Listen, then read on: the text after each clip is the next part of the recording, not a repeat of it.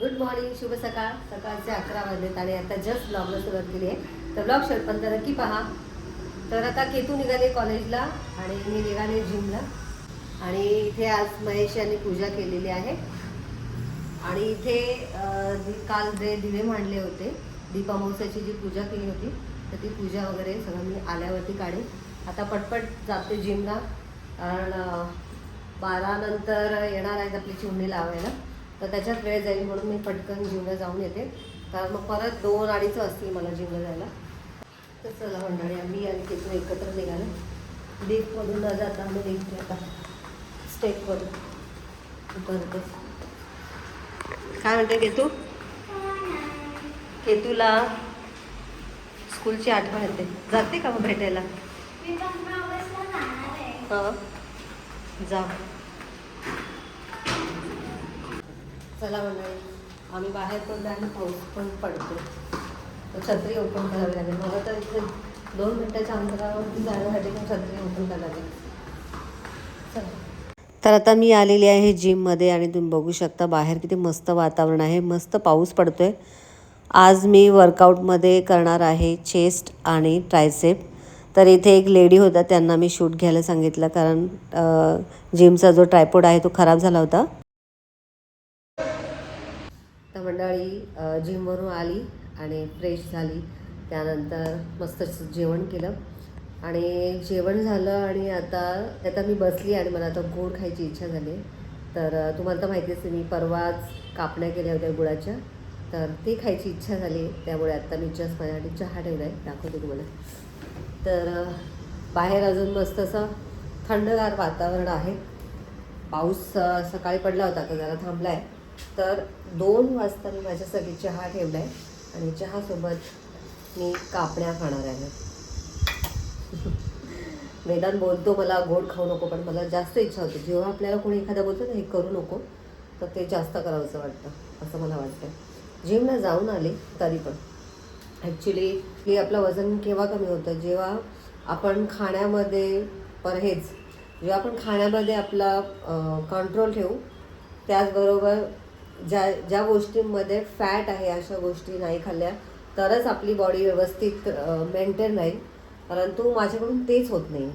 आता गोड खायचं नाही सांगितलं तरी पण मला हे खावंसं वाटते. वेदा म्हणतो तुला खायची इच्छा झाली तर थोडंसंच खा, जास्त खाऊ नको. आणि चहा माझ्याकडून सुटत नाही आहे. त्याचबरोबर आता मी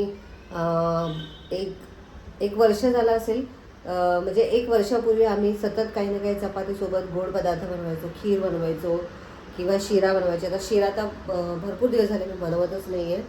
तर ह्या सगळ्या गोष्टींमुळे जिम लावल्यापासून गोड पदार्थ खूप कमी झालेत. तरी पण आता मी मागच्या महिन्यातच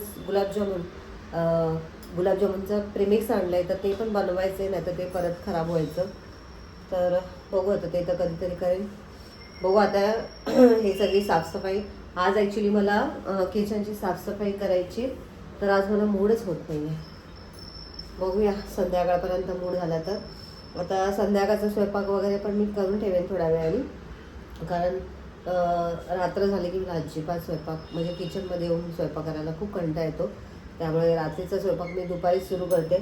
तर आधी पहिले चहा पिते आणि स्वयंपाक वगैरे झाल्यानंतर संध्याकाळला आज मी क्लिनिंग घेणार आहे. बघू आता, मी बोलली आहे तसं होऊ दे. तर चला मंडळी, चहा ओतते.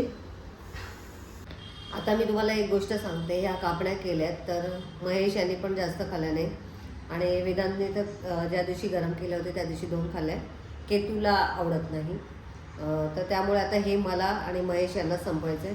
आणि त्याच्यातून महेश यांनी काय सुरू केलं आहे, श्रावण सुरू झाल्यामुळे उपवास सुरू केले.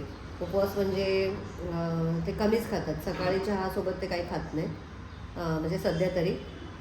कधी मूड झाला तरच बिस्किट वगैरे वागतात, पण आता सध्या बिस्किट पण मी बंद केले. तर मी म्हटलं घरातले जे कापणे आहेत ते केले तर ते खा, परंतु त्याने ते पण नाही खाल्लं. त्यामुळे सध्या माझंच हे संपवण्याचं काम चालू आहे. आता हे मी कसं खाते, जसं आपण दिवाळीला फराळाचं चहासोबत खातो तसंच आता मला हे पण संपवावं लागेल. तर या मंडळी चहासोबत कापणे खायला. आता काय झालं, आभाळ आल्यामुळे कापड्या जरा थोड्याशा नरम पडल्यात. गरम केल्या होत्या त्या कुरकुरीत होत्या, पण 1 तासाने सगळ्या नरम पडल्या. त्यामुळे मला काय हे एवढं आवडलं नाही आहे. पुरीसारखंच वाटायला लागलं आहे, खायला टेस्ट पुरीसारखीच झाली आहे.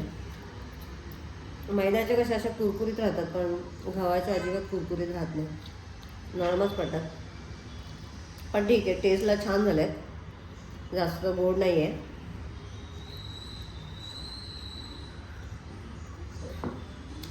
तर आता 4:30 वाजलेत आणि संध्याकाळचा स्वयंपाक वगैरे पण हजर झालेला आहे.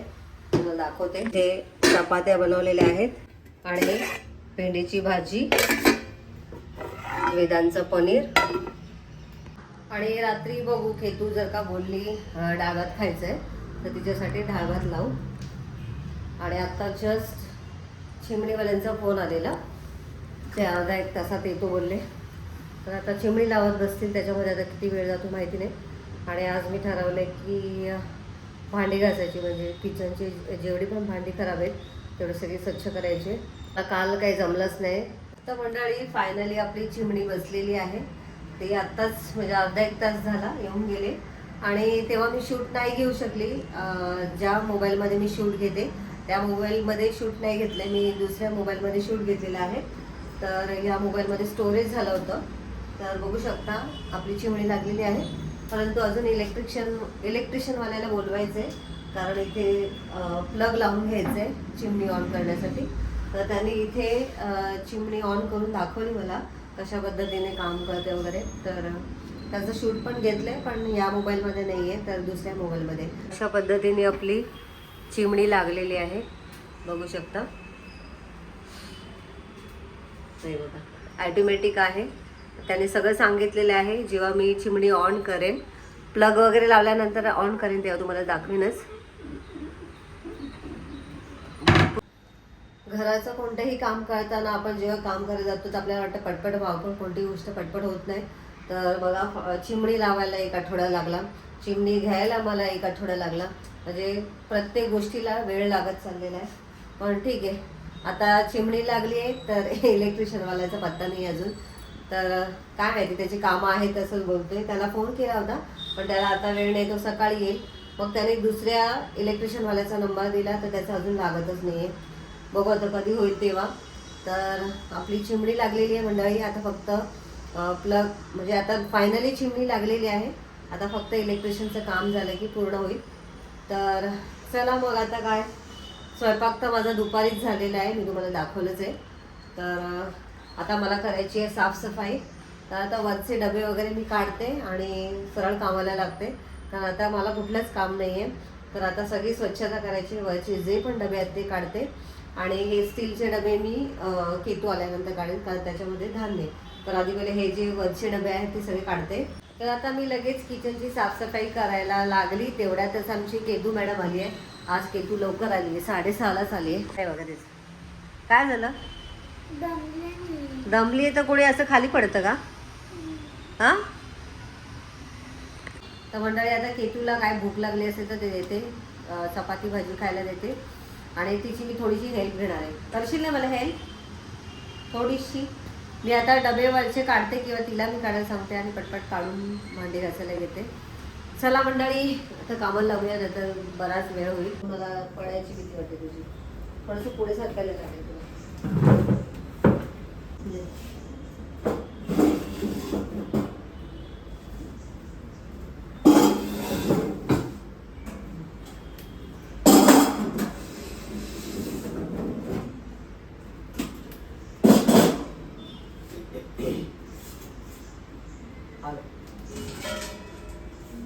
आहे असायचं काहीतरी. आता इथे पुढे ये, पुढे ये, पडशील म्हणजे सांभाळून.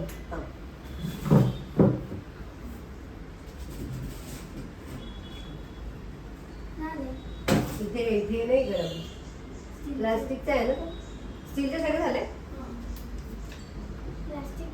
हा मध्ये ना तो, या साईड येईल का तुला?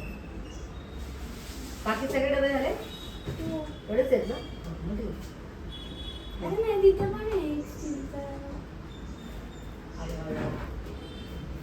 घासायचे आपल्यासाठी.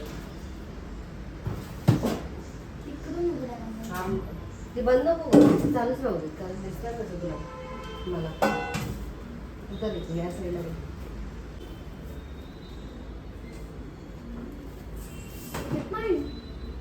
मोठा आहे डबा आहे रिकाम आहे का बघ पहिले रिकाम आहे ना. हा धुवायचंच आहे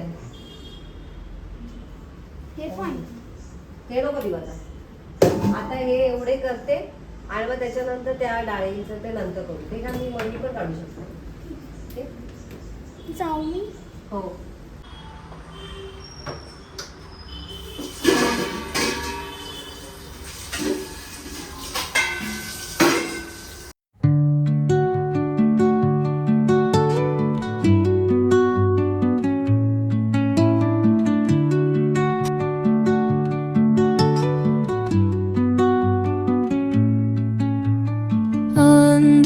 तर मंडळी इथे तुम्ही बघू शकता मी जेवढे डबे घेतले होते सगळे डबे घासून माझे धुवून पण झालेले आता पंख्याखाली वाळायला आणलेले आहेत.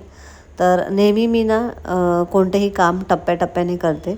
आता घरामध्ये अजून पण भांडी आहेत आणि डबे पण आहेत जे स्वच्छ करायचे आहेत पण ते एकदम मी सगळे नाही काढत कारण एकदम सगळं काम काढलं ना तर खूप प्रेशर येतं आणि प्रेशर न येण्यासाठी आपण नेहमी असंच केलं पाहिजे. थोडी थोडी भांडी काढायची घासायची ती धुवायची ठेवून द्यायची पुन्हा थोडी भांडी काढायची अशा पद्धतीने काम केलं ना तर आपल्याला प्रेशर येत नाही आणि त्याच्यातून आपल्याला कुठलं काम आलं अधनंमधनं तर ते काम आपण करू शकतो. तर कोणती पण गोष्ट टप्प्याटप्प्याने केली तर ते काम व्यवस्थित होतं आणि प्रेशरसुद्धा येत नाही. तर नेहमीच मी याच पद्धतीने काम करत असते जेणेकरून मला जास्त प्रेशर येऊ नये. तर आताच तुम्ही बघितलं मी केतूची हेल्प घेतली आणि वरचे सगळे मोठे जे डबे आहेत ते सगळे काढून स्वच्छ केलेले आहेत. आता 1.5 किलोचे जे डबे आहेत ते सुद्धा मला घासायचे आहेत पण ते डबे इतके घाण झालेले नाही आहेत आणि त्यामध्ये भरपूर असं सामान आहे त्यामुळे मी ते डबे वरतूनच पुसून घेणार आहे कारण ते जास्त खराब पण नाही झालेत. कधी कधी काही डबे खराब नाही झाले असतील ना तर ते डबे आपल्याला अशाच पद्धतीने पुसून घ्यायचे वरतूनच म्हणजे आपलं काम पण कमी होतं आणि प्रेशर पण येत नाही.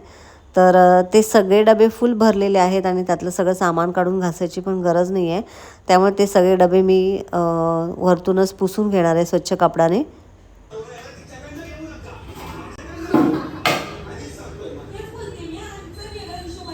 इथे सगळी भांडी माझी घासून झालेली आहेत. आधी पहिले केतूला जेवायला देते आणि आता व्हिडिओचा इथेच एंड करते. आजचा व्हिडिओ तुम्हाला कसा वाटला कमेंट करून नक्की सांगा. व्हिडिओ आवडला असेल तर व्हिडिओला लाईक करा शेअर करा चॅनलला नवीन असाल तर सबस्क्राईब करा. भेटूया नेक्स्ट व्हिडिओमध्ये तोपर्यंत बाय बाय.